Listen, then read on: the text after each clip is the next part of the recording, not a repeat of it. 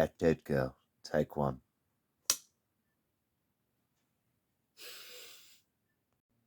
Welcome back to Infamous Indy, and if this is your first time hanging out with us, I'm your host, That Dead Girl, and normally we sit down and we talk about a true crime story from my home state of Indiana. But this week will be a little bit different because I've actually added two new segments to my channel. The first of which we'll be talking about in this video, and it's just going to be pieces that focus solely on missing persons cases in the state of Indiana. And I'm not sure if a lot of y'all are aware of this, but as of today, right now in the state of Indiana, there are currently more than 1,300 open missing persons cases. I just found this to be, extremely unsettling that there's that many missing people, in this state that have never been seen or heard from again. And I just kind of felt it was important to maybe shed some light on some of these cases, especially, the more and more I read, it seems like there's not a lot of information coming in. There's not a lot of legwork by police going on. And it seems as though most of the cases that I hear about, the victims' families, are the ones doing the brunt of the work. So this is kind of just my way of helping spread the word, about these people because I do believe, these families deserve to know the truth. And if there's any way they can be brought home, we should definitely do what we can to make that happen. So the first case I would like to talk about is the disappearance of Kevin Nguyen. Now, please forgive me if I am not pronouncing that name correctly. As a person whose name gets mispronounced all the time, like I just find that highly disrespectful. So, for the duration of this video, I'm probably just going to be referring to him as Kevin because I do not want to be disrespectful and mispronounce his name. 25-year-old Kevin disappeared on the night of December 8th, 2018. He had been hanging out at a local bar called the Brass Rail in Fort Wayne, Indiana, having drinks, hanging out before being thrown out of the bar sometime before 1 a.m. Now, it's said that Kevin was involved in some sort of altercation with the bouncer of the Brass Rail, and this is what ultimately led to him being thrown out of the establishment. Details are very slim to none as to what that altercation was even over or what any of that was about, but it said that the bouncer, snatched him up, took him down to the ground before basically tossing him out the front door. Other staff members also claimed that Kevin appeared to be on something. No specifics there of what that something may have been, but this is just their account of the events that happened. There are also claims that Kevin visited this establishment on more than 4 different occasions on this particular evening. Now, details again are very slim, like no one really knows why he was in here, 4 separate times in the same night. Also, his motives as to why he was there drinking to begin with aren't very clear. Now, as I mentioned, it remains unclear as to why he had gotten thrown out and gotten into this altercation with the, bouncer. And it's also unclear why he had come in on 4 separate times, throughout the night. What is known is that his bar tab was paid and he was tossed out shortly before 1 a.m. After leaving the Brass Rail, Kevin stopped at a Big Apple pizza food truck. I believe that's what it's called. And he ordered a slice of pizza. And then he actually texted his sister and asked for a ride home. Now, Kevin's sister would then text his mother, and his mother would actually be the one to end up going to pick him up.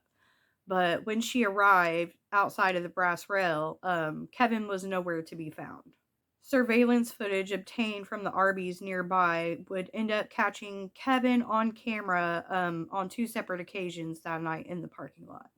The first time, it was just him walking through the parking lot with his hoodie over his head, and the second time, his hoodie was again up over his head, but he was also missing his glasses this time, and he appeared to be slightly stumbling. And this is the last time he was ever seen stumbling through this Arby's parking lot at, 2:45 a.m. So police were, able to obtain this surveillance footage from the Arby's when they had asked the staff of the Brass Rail if there had been any, surveillance footage of the night Kevin had been thrown out, and went missing. They didn't have any footage. I do know, like, a lot of bars and things like that, they just have the security cameras that are live and actually don't record anything, so that may be absolutely true, but it's still kind of odd to me that they have these cameras, but there's no known footage of Kevin or what happened to him. 11 days after Kevin's disappearance, his broken Burberry glasses were actually found in the parking lot of the Brass Rail. What's odd to me is that, this item wasn't found in the initial, investigation by police. It was actually found by a local man who was just kind of invested in the case and wanted to know more and wanted to help. So, police collect this evidence, they take all these statements, they have a young man, very educated, physically fit, no known drug problems or anything like that, just disappears within like a 2-minute walk from where he was supposed to be picked up at, but they somehow don't suspect foul play. And this is just my own personal opinion. I just feel like what little details are known about this case all seem very sketchy to me, for lack of a better word. And Kevin was also a person who was very close to his family, and his family says that there's absolutely no way he would just disappear like that without having any kind of contact with his family. So, from my perspective, I see a young guy, he's out at a bar, maybe gets a little too tipsy, don't know the details of the altercation, but gets into an altercation and is thrown out.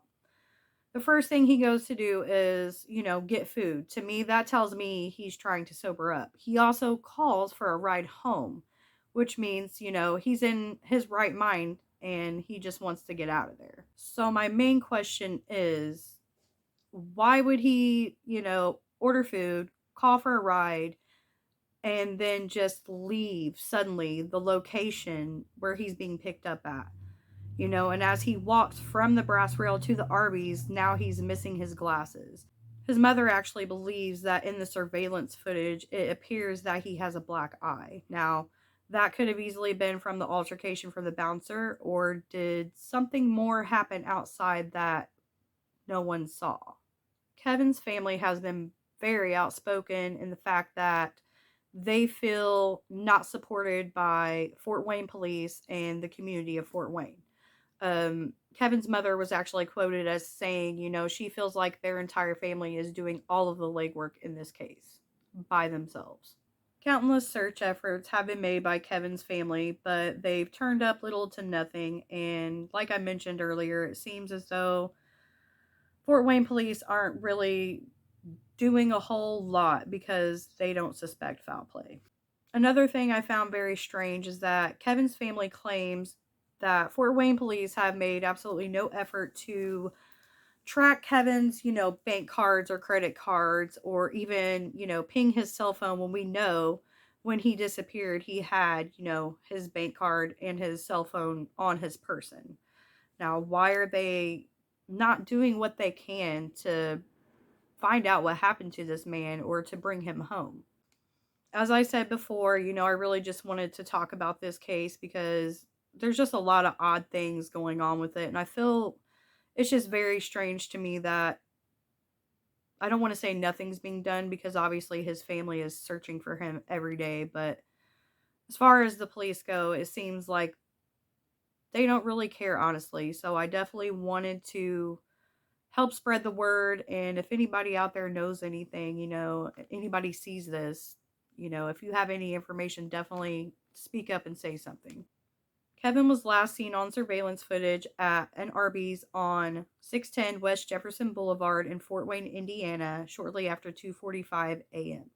Kevin is a 6 foot tall man of Asian descent, 160 to 180 pounds.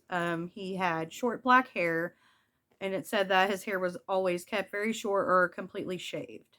He has brown eyes and also wore black framed Burberry glasses, which, as we know, his glasses were later found, so he could also be missing his glasses at this point. He has a birthmark on his inner right thigh, and he was last seen wearing a zip up hoodie, tan skinny jeans, and black Vans tennis shoes. If you would like to provide or request any more information on this case, I am going to be posting those contacts at the end of this video. It's also important to note that there is a $10,000 reward in this case for any tips leading to an arrest. So if you or anyone you know may know something, please don't hesitate to speak out because Kevin's family just wants to bring him home. So that brings us to the end of this video, and I definitely want to say thank you for tuning in. As always, don't forget to like and subscribe, and definitely please share this. Please help get the word out about this case. And I'm going to be doing one of these every 2 weeks now, so hopefully we can start spreading the word and maybe get some of these people found.